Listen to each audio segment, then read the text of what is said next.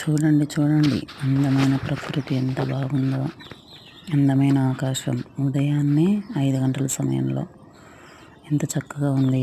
నేను ఒక్కదాన్ని చూసి ఆనందించడం ఎందుకని కష్టపడి వీడియో తీసి మీకోసం అప్లోడ్ చేశాను. లైక్ చేయండి అబ్బా.